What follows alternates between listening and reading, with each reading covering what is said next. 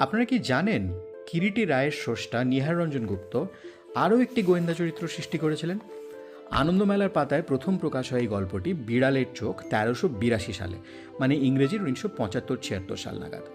এর যে প্রধান গোয়েন্দা চরিত্র বিরূপাক্ষ সেন, তিনি নাকি চারমিনার খান। দেখুন এখানে লেখা আছে, বিরূপাক্ষ তার বসবার ঘরে তৃতীয় কাপ চায়ের অর্ডার দিয়ে সবে একটা চারমিনার ধরিয়েছে, সিঁড়িতে জুতোর শব্দ পাওয়া গেল। মানে ফেলু মিত্রের মতন আরও এক বাঙালি গোয়েন্দা যে কিনা চারমিনার খায়। এবং ফেলুদার প্রথম গল্প ফেলুদার গোয়েন্দাগিরি প্রকাশ হয়েছিল 1965 সালে সন্দেশ পত্রিকায়। অতএব এই গল্পের চরিত্রটি মানে বিরূপাক্ষ সেন কি ফেলুদার আদলে গড়া? এই চারমিনার খাওয়ার ব্যাপারটা কি নিতান্তই কাকতালীয় নাকি ইন্সপায়ার্ড?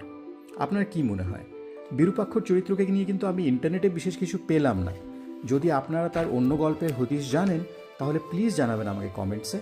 আর এই রকম নানান ধরনের ট্রিভিয়া, বই রিলেটেড কন্টেন্ট পেতে চোখ রাখুন আমার চ্যানেলে বইখোর বাঙালি।